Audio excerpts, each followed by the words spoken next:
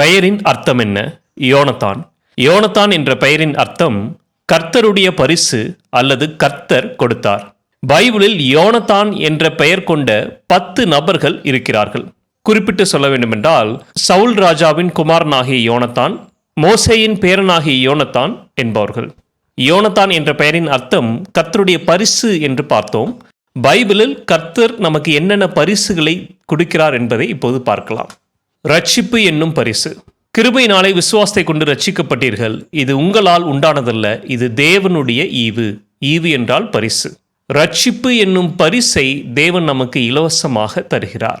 இரண்டாவது, நித்திய ஜீவன் என்னும் பரிசு. பாவத்தின் சம்பளம் மரணம், தேவனுடைய கிருபை வரமோ நம்முடைய கர்த்தராகிய இயேசு கிறிஸ்துவினால் உண்டான நித்திய ஜீவன்.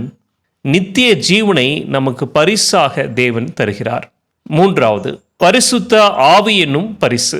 பேதுரு அவர்களை நோக்கி, நீங்கள் மனம் திரும்பி ஒவ்வொருவரும் பாவ மன்னிப்புக்கென்று இயேசு கிறிஸ்துவின் நாமத்தினாலே ஞானஸ்தானம் பெற்றுக்கொள்ளுங்கள், அப்போது பரிசுத்த ஆவியின் வரத்தை பெறுவீர்கள்.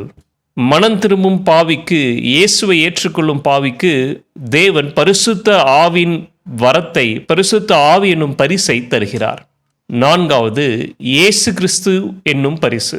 தேவன் தம்முடைய ஒரே பேரான குமாரனை விசுவாசிக்கிறவன் எவனோ அவன் கெட்டு போகாமல் நித்திய ஜீவனை அடையும்படிக்கு அவரை தந்தருளி இவ்வளவாய் உலகத்தில் அன்பு கூர்ந்தார்.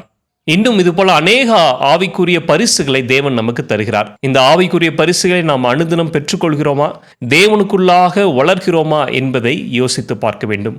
ஒருவேளை இந்த ஆவிக்குரிய பரிசுக்காக நீங்க தேவனிடம் ஜெபிக்கல, தேவனிடம் கேட்கவில்லை என்றால் இன்றே கேளுங்கள். நிச்சயமாக தேவன் உங்களுக்கு இந்த பரிசுகளை தருவார், உங்களை ஆசீர்வதித்து உயர்த்துவார். ஆமேன்.